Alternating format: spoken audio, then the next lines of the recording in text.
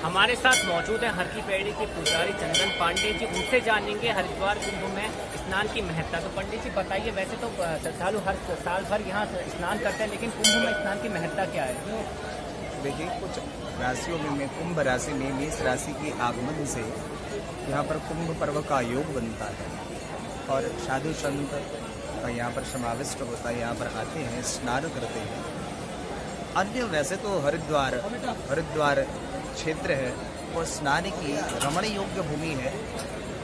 परंतु कुंभ पर्व आने मात्र से इस स्थान की विशेष महत्व बढ़ जाता है। इस स्थान में सुरैरपि दुर्लभम, यह स्थान है वो देवताओं को भी सुदुर्लभ हो जाता है। सु का उपसर्ग लगाया है तो सुदुर्लभ, दुर्लभ तो वैसे ही। यहाँ पर आम श्रद्धालु लोग गंगा जी हरिद्वार में आकर के अपने मनोवांछित वर को प्राप्त कर लेते हैं, इच्छित कार्य को प्राप्त कर लेते हैं। गंगा स्नान यहाँ पर भगवान नारायण के चरण कमलों से निकली हुई गंगा जी, भगवान रुद्र के जटाओं से निकली सुरसरी और भगवान ब्रह्म कमंडलोद्भव ब्रह्मा जी के कमंडल से निकली हुई यह जल त्रिविध हमारे तापों को नष्ट करने वाली है। कायिक, वाचिक और मानसिक हमारे समस्त पापों की निवारण करने वाली है यह सुरसरी। तो इस समय इस कुंभ पर्व योग में स्नान का विशेष महत्व बन जाता है कि जिससे हमारे दैहिक और त्रिविध तापों का निवारण हो।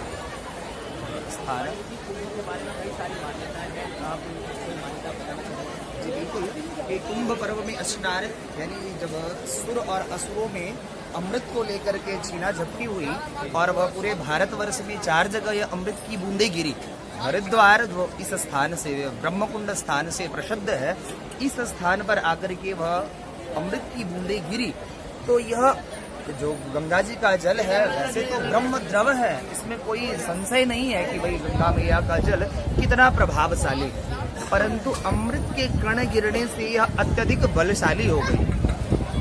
और इनमें ऊर्जा का संचार होता है। और जैसे ही इसमें साधु संत, कहावत भी और बहुत ही प्रचलित वस्तु वाक्य है कि जब गंगा मैया सुरसरी गंगा जी इस पृथ्वी धरातल पर आई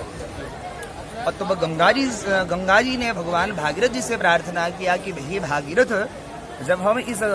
कल्लोलिनी और तरंगों से अपने जल का प्रवाह लेकर के बहेंगी इस धरती पर, तो महाराज हमारे जल में भी कोई आकर के किसी की मृत्यु हो जाएगी, हमारे ऊपर ब्रह्म दोष लग जाएगा, मनुष्य मृत्यु का दोष लग जाएगा, तो उसका निवारण कैसे होगा, उससे हम कैसे बच पाएंगी। तो उसी समय निष्कर्ष निकाला गया, ब्रह्मा जी ने निष्कर्ष निकाला कि हे माँ भगवती, जैसे ही आप में पुण्यात्मा जन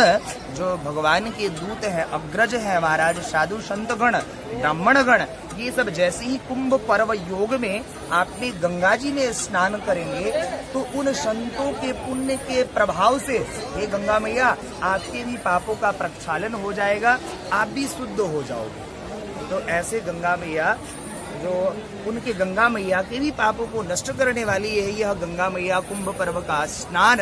तो हम मनुष्यों का कल्याण हो जाए तो इसमें कोई आश्चर्य की बात नहीं, कोई बड़ी बात नहीं, क्योंकि पुण्यात्माओं के स्मरण से, पुण्यात्माओं के प्रक्षालन से,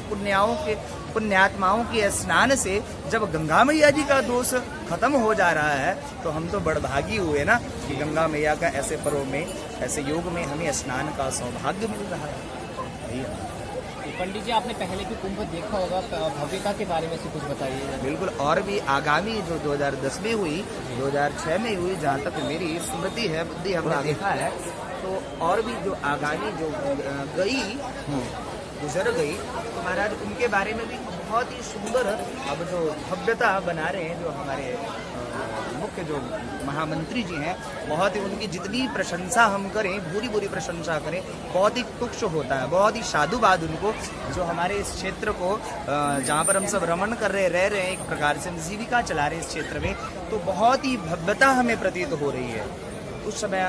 अन्य आने वाली जो गई कुंभ पर्व का योग, तो महाराज उसमें भी बहुत प्रकार से तकलीफें हुआ करते थे हमें कि भैया बार बार आप घाट हटाइए, घाट नहीं हटाइए, जो व्यवस्थाएं होती थी अब बहुत ही सुचारू रूप से चल रही है, बहुत ही अच्छे तरीके से चल रही है। और भव्यता तो हमने तो कल्पना भी नहीं करी थी कि इतनी सुंदर भव्यता आकाश मंडल से महाराज कभी कभी आज जो साधु संतों का जो समागम चल रहा है ज्वालापुर से होकर के और फिर अन्य स्थानों पर जो अभी संतों का समुदाय चल रहा है, निरंजनी अखाड़ा, जूना अखाड़ा, निर्माणी अखाड़ा, उदासीन अखाड़ा, निर्मोही अखाड़ा और जो अखाड़े हैं 13-14 अखाड़े हैं, तो उन सब का पेशवाई निकल रही है, तो बड़े ही सुंदर ढंग से वह निकल रही है, अति रमणीय, सुदुर्लभम, अति कल्पनीय,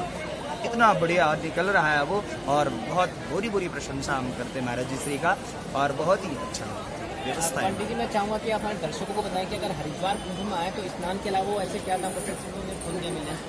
बिल्कुल, देखिए पुण्य के लिए तो सबसे पहले हम यहाँ की जो व्यवस्थाएं हैं उनके ऊपर चलते हैं कि भाई जो भी तीर्थ की मर्यादा है, जो हमें गाइडलाइन हमें दी जाती है तीर्थों के प्रति कि भाई तीर्थ में आए तो बिल्कुल किंचन मन से आए, बिल्कुल शुद्ध मन से आए, अपने दोषों को दूर ही छोड़ करके आए। और जैसे ही आप इस स्थान में आएंगे तो एक कहावत है कि गंगा गंगे, गरुड़ पुराण का सार है कि गंगा गंगेति यो ब्रयात, जैसे ही आप गंगा गंगा आप अपने घर से पुकारते हैं, योजना नाम सतेरपी, योजना नाम यानी बहुत योजन दूर से, बहुत स्थान के अपने इस हरिद्वार की भूमि से, बहुत अपने घर के ही स्थान से जैसे ही आप गंगा गंगा उच्चारण करते हैं तो कहते हैं कि योजना नाम सतेरपि मुच्यते सर्व पापेभ्यो, तुरंत ही वह पाप गंगा मैया के स्मरण मात्र से पाप आपके शरीर को छोड़ देती है, भस्मीभूत हो जाती है। मुच्यते सर्व पापेभ्यो विष्णु लोकम स गच्छति, वह गंगा मैया, वह भक्त गंगा मैया के आशीर्वाद से भगवान विष्णु के परम पद का अधिकारी बन जाता है। तो सभी प्रशंसकों से और दर्शकों से विनम्र निवेदन है कि जो भी गंगा मैया का नियम है गंगा जी के आने में बिल्कुल निष्कपट भाव से आए, गंगा मैया के लिए आए। और जो भी नियम गाइडलाइंस दी जाती है कि तीर्थों में चप्पल पहन करके नहीं आना है, कोला मुंडन आदि दाहरी करके निवृत्त होकर के यहाँ पर आना है, इन सब क्रियाओं को करके गंगा जी में स्नान करें। अच्छा पंडित जी, ये तो हर कोई बता रहे कि क्या करें, मैं आपसे जानना चाहूँगा गंगा में आए तो क्या काम नहीं करना चाहिए यहाँ पे? बिल्कुल,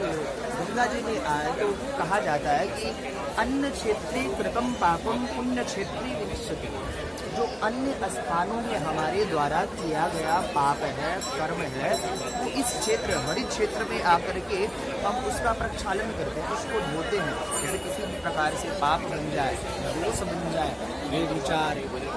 अतीत आदि जो जिस प्रकार से हमने बुरा आचरण किया है, कर्म किया है, तो उसके निवारण के लिए हम हरिद्वार तीर्थों का सहारा लेते हैं कि गंगा जी पर आकर के हम अपने पापों को छोड़ देंगे, वहीं धो देंगे, गंगा जी में ही धो देंगे। तो अन्न क्षेत्रे कृतम पापम तीर्थ क्षेत्रे विनश्यति, और तीर्थ क्षेत्रे कृतम पापम, यह सावधानी पूर्वक स्नान करना चाहिए कि भैया किसी भी प्रकार से हम तीर्थ में आकर के हमारे से गलत आचरण ना हो, गलत पाप न बन जाए, नहीं तो वज्रलेपो भविष्यति, यहाँ पर किया हुआ पाप कभी भी नष्ट नहीं होगा। यह बिल्कुल सावधानी पूर्वक तो क्या करें और क्या ना करें, जैसे ही यहाँ पर आए तो सदाचरण करें, मन में यह भाव लेकर के आए कि वहां पर जाए तो केवल हरैर नाम हरैर नाम ही केवलम, केवल भगवान का नाम संकीर्तन जप स्वाध्याय हवन आदि यज्ञ आदि करें और सदपुरुषों की सेवा करें, तीर्थ पुरोहितों का आशीर्वाद लें, उनका अनुसरण करें। तीर्थ पुरोहित जिस प्रकार से हमारा मार्गदर्शन करते हैं उस मार्गदर्शन के अनुसार हम चलें, उनके नियमों का पालन करें, और क्या ना करें तो महाराज कभी भी अमर्यादित कर्म न करें। बहुत सारे लोग आते हैं यहाँ पर झगड़ा झंझट आदि करते हैं, उनसे बचे। गंगा मैया के जलों के साथ क्रीड़ा करते हैं, तो भैया उनसे बचे। इन सब कर्मों का विशेष ध्यान रखें और जो नियम है, और जैसे ही वह व्यक्ति जो पूरे नियमों का पालन करके गंगा जी पर आता है तो कहते हैं कि गंगा मैया विष्णुपदी हैं, भगवान नारायण के चरणों से निकली हैं। तो जैसे ही वह तीर्थ में आती है तो गंगा जी में अपने पाँव को स्नान के लिए जाएंगे तो सबसे पहले व्यक्ति अपने शरीर का पहला हिस्सा यानी चरण ही गंगा जी में डालेगा। स्नान के लिए जाएगा। तो जैसे ही गंगा मैया में वह व्यक्ति जाता है, अपने चरण को डालता है, तो कहते गंगा मैया उसे अपना स्वरूप दे देती है। यानी गंगा मैया भी तो चरण से निकली है और हमने भी गंगा जी में अपने चरण को डाला है, तो विष्णु पदे स्थिता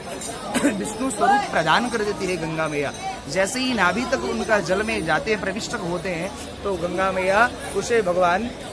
ब्रह्म कमलोद्भूत ब्रह्म का स्वरूप दे देते हैं। और जैसे ही गंगा मैया में वह स्नान करता है और उसके सर तक एक डुबकी लगाता है, पूर्ण डुबकी लगाता है, तो गंगा मैया उसे रुद्र रूप में परिणित कर देती है, परिवर्तित कर देती है। और वह तुरंत ही वह व्यक्ति शुद्ध बुद्ध होकर के शुद्ध हो गया। वह जो अब तक वह पापी कहलाता था, गंगा मैया के स्वर्ण मात्र से पूरे नियमों का पालन करके गंगा मैया ने उसे अपना त्रिविध रूप प्रदान कर दिया। और तीनों रूप में ब्रह्म, विष्णु और रुद्र रूप में वह व्यक्ति हो गया। उसके पापों का प्रक्षालन हो गया, वह शुद्ध हो गया। यही नियमों का पालन। धन्यवाद पंडित जी, आपने जानकारी। जय गुरु।